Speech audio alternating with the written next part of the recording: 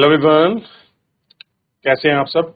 मैं उम्मीद करता हूं कि बहुत अच्छे होंगे और अपनी पढ़ाई को बहुत अच्छे से कर रहे होंगे। मैं आकाश कुमार बढ़ाना आईसीटी वर्चुअल क्लासरूम में आपका बहुत बहुत स्वागत करता हूं मेरे प्यारे बच्चों। जैसा आपको पता है मेरे प्यारे बच्चों, बेसिकली हमारी आपका जो है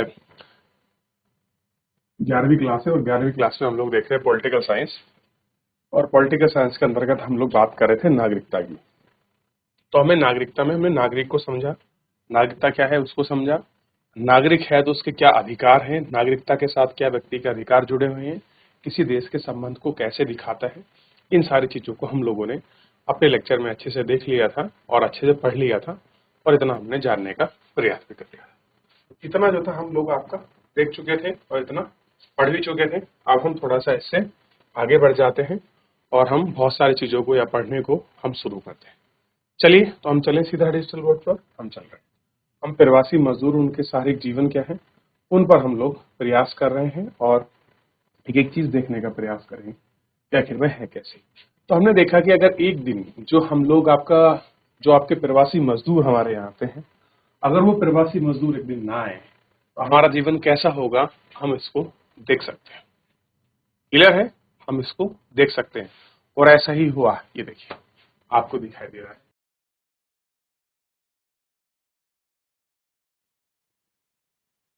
चलिए आगे बढ़े, देख लिए। अब बात करते हैं समान अधिकार। समान अधिकार का मतलब क्या है कि आप सबके जो अधिकार हैं वो समान है। इस भाग में हम नागरिकता के एक अन्य पहलू की हकीकत करेंगे, तहकीकात करेंगे। और तहकीकात का मतलब होता है जांच करना। तहकीकात का मतलब क्या है? जांच करना। क्या पूर्ण और सम्मान नागरिक का अधिकार है? यह राज सत्ता द्वारा सभी नागरिकों को, चाहे वो अमीर हो या गरीब, कुछ बुनियादी अधिकार, न्यूनतम जीवन स्तर की गारंटी देनी चाहिए। इस मुद्दे पर विचार करने के लिए हम खास वर्ग की नजर डालते हैं, यानी कि शहर गरीबों पर गरीबी से संबंधित समस्याओं, अति आवश्यक समस्याओं में से एक है जो सरकार के मुंह बाए है। सरकार के शहर की बड़ी आबादी झोपड़पट्टियों पर और अवैध कब्जे की जमीन पर बसे हैं। ये लोग अपरिहार्य हैं और उपयोगी अक्सर काम मजदूरी पर करते हैं। फिर भी शहर का बाकी आदमी उन्हें अवांछनीय मेहनत की तरह देखता है। उन पर शहर के संसाधनों का बोझ बनाने या अपराध और अमीरी फैलाने का आरोप मढ़ा जाता है। क्या होता है कि भैया ये कम मजदूरी पा रहे हैं, शहर में बाकी आबादी वांछनीय है, ये नहीं देखती है, संसाधनों का बोझ बनाने, अपराध और बीमारी फैलाने का काम सब यही करते हैं। ऐसे सोचते हैं ना हम लोग, है ना। और झोपड़पट्टी वालों को क्या है, अवैध जमीन का कब्जा किया है, ये रखे, ये सारी चीजें हम उनको सौंप मतलब अपनी तरफ से देते हैं। ठीक। गंदी बस्ती की स्थिति अक्सर भयावह होती है। छोटे छोटे कमरों में कई लोग ठुसे रहते हैं। यह ना ही शौचालय होता है, ना ही आपूर्ति, ना ही सफाई। गंदी बस्ती में जीवन और संपत्ति असुरक्षित होती है। झोपड़पट्टी निवास अपने श्रम की अर्थव्यवस्था में महत्वपूर्ण योगदान देते हैं। क्या करते हैं? महत्वपूर्ण योगदान। अन्य पैसों के बीच फेरी वाले, छोटे व्यापारी, सफाई कर्मी, घरेलू नौकर, ठीक नल करने वाले, मिस्त्री, झोपड़पट्टी, बसे कपड़ा, रंगाई, सिलाई मशीन, छोटे कारोबार भी चलते हैं। झोपड़पट्टी के निवासियों को सफाई, जलापूर्ति जैसी सुविधा मुहैया कराने के लिए संभव है कि हर कोई शहर में अपेक्षा खर्चा करता है। क्या करता है? खर्चा करता है।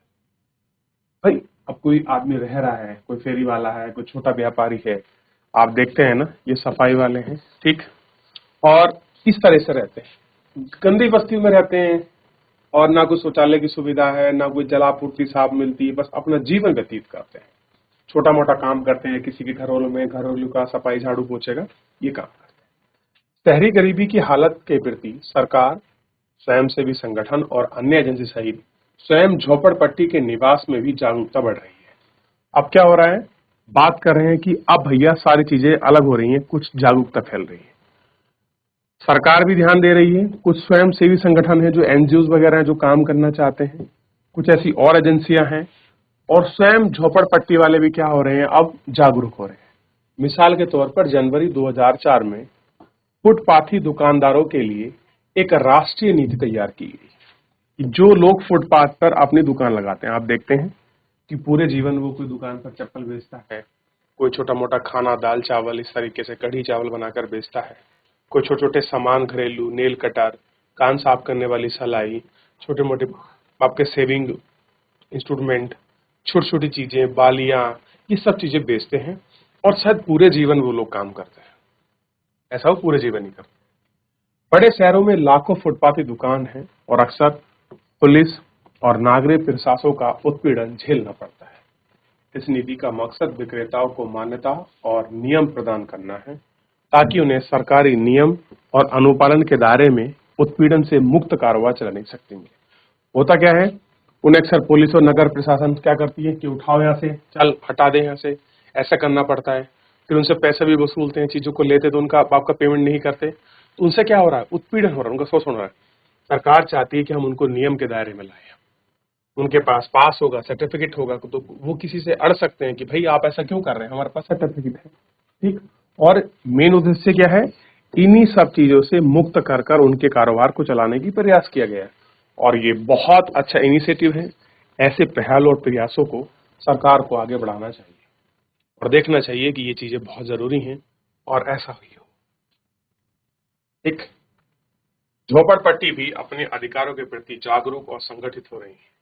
उन्हें कभी कभी अदालतों में दस्तक भी दी है। उनके प्रति वोट जैसी बुनियादी राजनीतिक अधिकार का प्रयोग करना कठिन हो गया है, क्योंकि मतदाता सूची में दर्ज होने के लिए स्थायी पते की जरूरत होती है और अनाधिकृत बस्तियों और पटरियों पर रहने के लिए एक ऐसा पैसा करना कठिन होता है। जो अनाधिकृत है, यानी कि अनाधिकृत का मतलब है जो ऑथराइज नहीं है, उन बस्तियों में आप रह रहे हो, उन पट्टियों पर काम कर रहे हो, वो थोड़ा सा अलग है। और मतदाता सूची तैयार करना है ताकि स्थायी पते की जरूरत होती है। अब जिसका अपना पता ना हो, उसका स्थायी पता क्या बनेगा, आज कहीं रह रहा है, कल कहीं रह रहा है। तो अगर स्थायी पता नहीं है तो मतदाता सूची में आएगा कैसे, समझ रहे हैं। अगर कोई नहीं है तो वो मतदाता सूची में आएगा कैसे,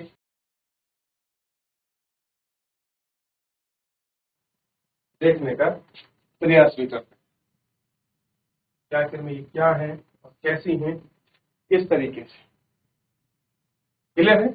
ये सारी चीजें जो हमको देखते हैं और जानते हैं, जिससे क्लियर होता है कि भैया अनऑफिशियल लोगों को, जो लोग गरीब हैं, झोपड़पट्टी वाले मजदूर हैं, सरकार उनको किस किस तरह चाह रही है। सरकार चाह रही है कि उनको वोट जैसी बेसिक सुविधाएं मिले, यानी कि अब सरकार उनको चाहती है कि वो लोग वोट दें, और वोट देने के लिए जरूरी है एक उनका स्थायी पता। ठीक, लोगों की जागरूक, उनके प्रति उनके अधिकार क्या है, उनकी मांग क्या है, उसके लिए सरकार प्रयास करने पर लगी है। हमारे समाज में फांसी पर खेले जा रहे अन्य इंसानीय समुदाय में आदिवासी और वनवासी भी शामिल है। कह रहे एक और लोग हैं, एक समुदाय है जो आदिवासी हैं, जो वनवासी हैं, जो जंगलों में रहते हैं, जिनका ट्रेडिशनल ही जंगल से चलता है और बाप का वर्षों से वो रहते आ रहे हैं, वन संपदा से बड़े अच्छा परिचित हैं। उनकी बात कर रहे हैं। अपने जीवन यापन के लिए जंगल और अन्य प्राकृतिक संसाधन पर भी निर्भर हैं। बढ़ती आबादी और जमीन संसाधनों की कमी के दबाव के कारण उन्हें अन्य जीवन पद्धति और आजीविका कष्ट में जंगल और तराई क्षेत्र में मौजूदा संसाधनों का खनन करने की इच्छुक उद्यमी हित के दबाव आदिवासी और वनवासी लोगों की एक पत्ती और आजीविका का अन्य खतरा है। पर्यटन उद्योग में भी यह कर दिया है कि सरकार इस सवाल से जूझ रही है। देश के विकास को हम खतरे में डाल सकते हैं। इन लोगों में इनके सुरक्षा कैसे है, ऐसा मुद्दा है जो सिर्फ आदिवासी आबादी नहीं बल्कि सभी नागरिकों को प्रभावित करता है। सभी नागरिकों को समान अधिकार और अवसर देने के विचार करना सुनिश्चित करना कि सरकार के लिए आसान मामला नहीं है। विभिन्न समूह की जरूरत और समस्या अलग अलग हो सकती है। एक समूह के अधिकार दूसरे समूह के अधिकार के प्रतिकूल हो सकते हैं। एक समूह का जो अधिकार है और दूसरे समुदाय के अधिकार के प्रतिकूल हो सकता है। बिल्कुल, जैसे एक समुदाय चाहता है कि बांध बन जाए, एक समुदाय चाहता है कि बांध ना बने। इनके लिए लाभ होगा, इनके लिए क्या होगी, हानि होगी। ठीक, क्या होगा, इनके लाभ, ये लिख नहीं पाता। ठीक है, नागरिकों के लिए समान अधिकार का मतलब होता है, यह नहीं होता कि सभी लोग समान नीति लागू कर दी जाए, क्योंकि विभिन्न समूह के लोगों की जरूरतें भिन्न भिन्न हो सकती हैं और प्रथा सिर्फ ऐसी नीति ही नहीं बना पाती हैं जो सभी लोगों की तरह लागू हो, बल्कि लोगों को बराबरी का अधिकार में लाना है। नीति तैयार करती है लोगों की विभिन्न जरूरतों और उनके वादों को ध्यान में रखती है कि क्या उनकी जरूरत है, किस तरह की चीजें हैं, कैसे उनको रखना है, ये सब चीजों को उनके ध्यान में रखा जाता है। तो क्या है, सबको उनको ध्यान में रखने की जरूरत है, उनको उद्यमी में लाने की जरूरत है। फुटपाथ पर जो लोग रह रहे हैं, किस तरह से उनको कैसे सुरक्षित किया जाए।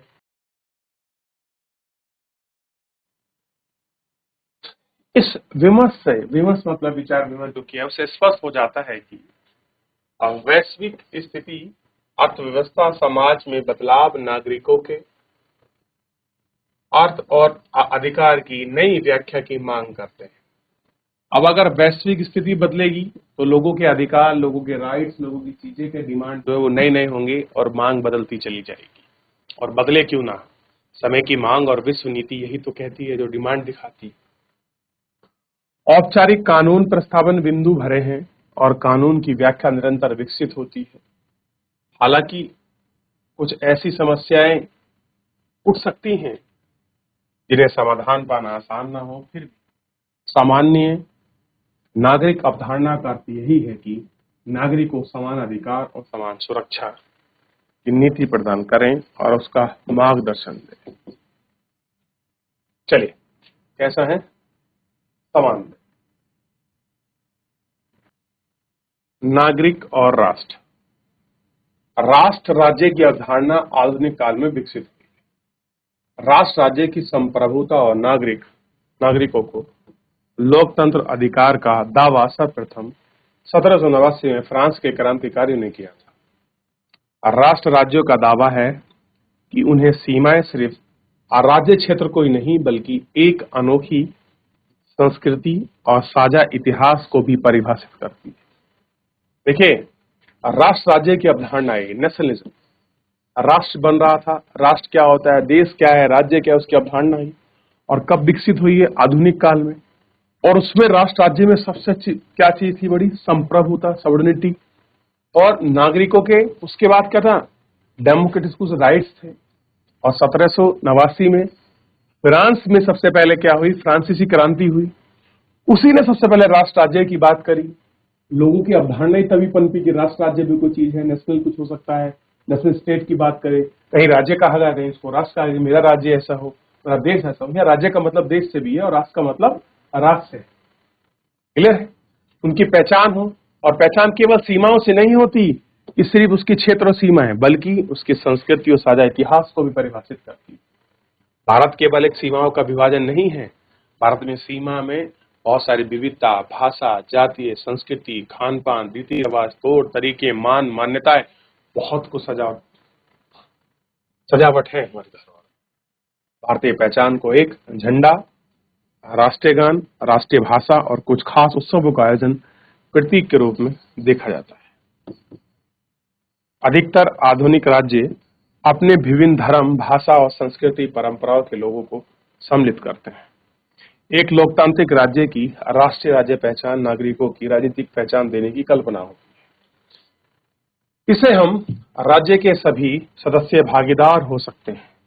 लोकतांत्रिक देश आमतौर पर अपनी पहचान इस प्रकार परिभाषित करने का प्रयास करता है कि वह यथावत समावेशी, यानी कि जो भी नागरिक राष्ट्र के अंश के रूप में खुद को पहचानने की अनुमति देता है, लेकिन व्यवहार की अनुमति देश की पहचान परिभाषित की ओर अग्रसर।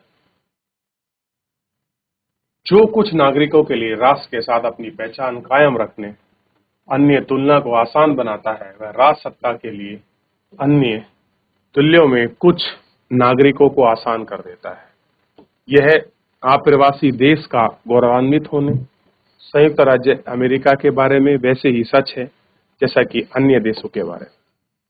कह रहा है ऐसा ही यूएस के बारे में सच है जैसा जो अन्य देश हैं उनके बारे में सच है। क्लियर है?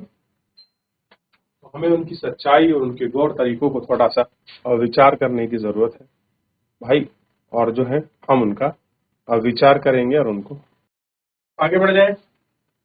चलिए, देख लिया आपने इतना? यहाँ तक कोई डाउट, कोई क्वेरी किसी बच्चे की, कोई भी ऐसा क्वेरी हो जो आपको समझना आए हो? तो मेन बात राष्ट्र की थी कि राष्ट्र राज्य की कल्पना पनपी है तो केवल सीमाओं का संगठन नहीं, लोगों की जनसंख्या नहीं, उसके अलावा चीज थी संप्रभुता। और संप्रभुता के साथ ही आपका वो सारे जुड़े हुए लोकतांत्रिक अधिकार, वो संस्कृति, वो साझा इतिहास जो इसी के अंदर आपका वर्णित है। क्लियर है? जो हमको देखना है कि ये कैसा है, उसी पर हम लोग अपनी बात करें। चलिए, फिलहाल हम लोग इतना देख चुके हैं, पढ़ चुके हैं। क्या तक कोई डाउट, कोई क्वेरी किसी बच्चे का हो?